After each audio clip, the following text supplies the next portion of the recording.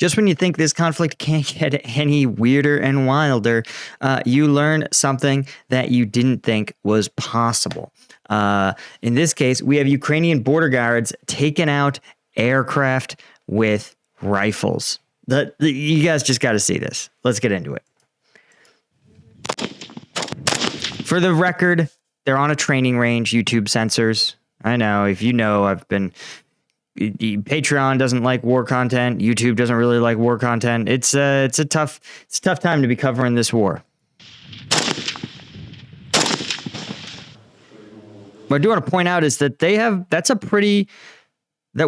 is a pretty used AK. You can see all the wear marks on the paint. That's usually a sign that this is not a recent job.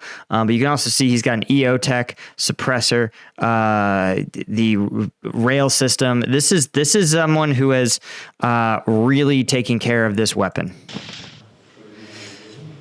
So they are talking about Iranian Shahed drones. These are drones that are one-way aerial attack vehicles that are. This says that they're border guards using rifles to target them. I want to point out just something about border guards in general is that in many countries, they are actually part of the military. In the U.S., they are a separate law enforcement entity, but they have a strong paramilitary culture and chain of command and training, obviously, because they are performing a function that is very similar to that of many militaries, which is securing the boundaries of your country. This is also a core function for a lot of militaries. So that's probably why you're seeing these guys engaging in, well, frankly, exactly what their job description says. They're protecting the Ukrainian sovereign territory from incursions, in this case, from the air. Also want to point out, this is, again, some like good quality gear, all OCP, right? Worn properly. This seems like a properly trained soldier, in this case, law enforcement officer is what we'd consider them in the US, but I think they're probably soldiers. But yeah, backpack, OCP, properly set up. You see he's got his mags, and he's shooting well. That's a good firing position. This is someone who's been around the block, so to speak. Спочатку, коли були самі перші запуски, трохи було невідомо, як саме правильно діяти. So right, around last year, Russia was able to strike a deal with Iran to purchase their Shahed drones. And Iran was happy to get some combat trials for their drones. Again, they've been using them, I suspect, as reconnaissance drones for some time. They I'm not sure if they ended up letting them be used in Syria, because while there are a lot of Iranian-backed militia, let's see here. Okay, here we go. So it's actually, no, they've only been used in the Russian invasion of Ukraine and now have been used against Iraqi Kurdistan by Iranian-backed militants. So, and allegedly the Houthis. But they think that the unit cost is between $10,000 and $50,000. That's extremely, extremely cheap. But what's interesting, and we're going to take a look at this here in a minute, is where they're sourcing those parts. Правильно уражати цілі і тому подібне. Але потім згодом, коли вже почали практикувати, почали тренуватись, почали збивати, вже сприйняття настрою. Yeah, they claim this dude shot down the drone using his rifle. Now, there's a bunch of reasons why this seems crazy. The first of which is that rifles aren't really meant to shoot into the air. In the Second World War, the Arisaka, the Japanese rifle, the Japanese standard battle rifle, actually did have anti-aircraft sights. But it's not clear at that time that they ever really were effective. There you go. Arisaka rifle, anti-aircraft sights. Right. So when you look here, you can see the Arisaka, the Type 99, actually had anti-aircraft sights. These were meant to enable someone to identify the approximate the lead time necessary to engage an aircraft. Again, we're talking about this is open Arisaka sights, and it's hard.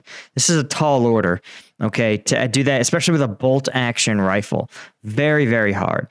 Just to hit the target. And remember, this is a drone, right? It's a $50,000 drone, but still, you could punch holes in the wings. You could punch holes in a lot of this drone, and it still wouldn't cause it to fall out of the sky, at least using 7.62 millimeter holes. So you understand this is a tall order we're describing here. But you can see here, again, a sign of his experience is that he's adjusting the collimators and the windage and elevation on his sight, right? And this is, again, sort of the updated version of that Arisaka sight, right? Where you would use the markings to change the sight picture in order to ensure that you've properly led the target and that the bullets will actually intersect the flight path of the vehicle. So you can imagine you've got to lead the target, but you also have to know its distance, its speed, its elevation.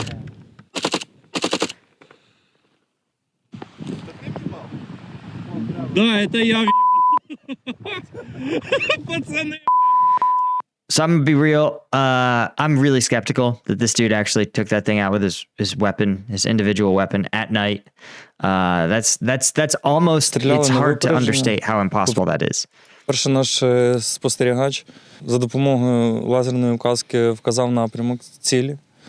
Says with the help of lasers, our spotters indicated the direction and altitude of the target. Також висоту. Ми вже по траєкторії, так лазерна указка вказувала, ми вже по траєкторії орієнтувались і Now, again, there's a real history of actual, again, in the Second World War, flak guns or anti-aircraft cannon, where you could engage targets, aircraft, with regular ballistic full metal jacket projectiles. But it's hard to understate it's hard to overstate how insanely lucky you would have to be to get this. It's just not a good method. Your firing platform is not that stable. This is so unlikely, honestly, as I think about it, that I actually think that there's some other system, that they're operating some other system that they don't want to disclose to the Russians. So they claim they're just getting lucky and taking them down with rifles. На випередження. На висоті приблизно 150 Now, 150 meters is not that far a target. But again, it's not just hitting it. You have to hit it in a place that's going to destroy it. A drone, an aircraft, they're not like people, right? Where like if you hit a person in the arm, they're more or less just as out of the fight as if you hit them in the leg or in the shoulder or in the stomach. But, aircraft can take some of these rounds and keep flying. Летів перед нами. Дальність десь близько 200 метрів. Again, 150, 200 meters, that's within range. Sure, that's possible. But I want you to take a look at these drones. Как выглядит дрон камикадзе Shahed, можно сейчас увидеть So you вблизи. see, this is not a big target. Это Shahed 131, это 136, их сбили в разных регионах Украины. И сейчас военные изучают, что же там находится внутри. So here's some things I want to point out, right? They say that despite the sanctions, Iran's been building these using Western tech. And look at the writing on here. Remember, these are built in Iran, but you can see it's clearly in English. S/N it means serial number. These are serial numbered parts, and you can see this is English writing, English alphabet lettering, not Persian, Dari, or Farsi, nor is it Cyrillic, so it's not Russian parts. Again, let's see if we can see if it looks. Yep, most of the parts imported from Japan, China, and the United States. Це Японія, Китай, США. Більшість із них ми передали нашим закордонним партнерам для того, щоб на них змогли накласти санкції, щоб ці електронні комплектуючі більше ніколи не попали до Ірану. І щоб ніколи не...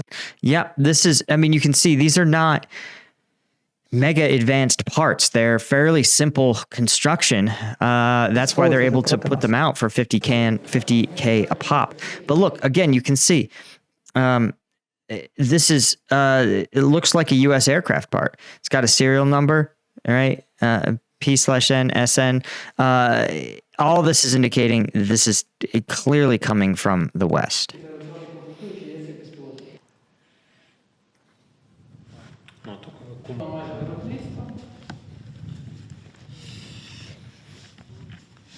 And, you know, this is why sanctioning is so hard in the era of globalization, because you have sanctions, but it's not clear that those are even military parts, right? They could be legitimate aircraft parts. And Iran probably isn't purchasing them directly from a U.S. manufacturer. That would be too obvious. Instead, they're going to use shell companies or even reselling. For example, I knew of a company 15 years ago who would purchase retired U.S. city buses, and then they would refurbish the big diesel engines, kind of refresh them, and then they would ship those engines to actually a company in South America. I want to say like Bolivia or something.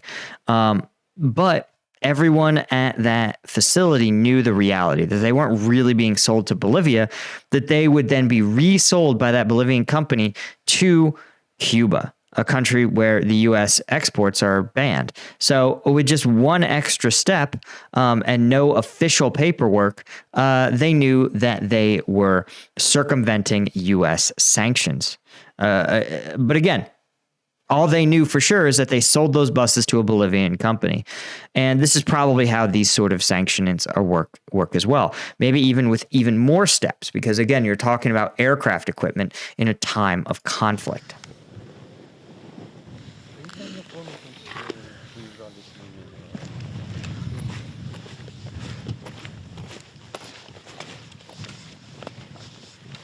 Yep.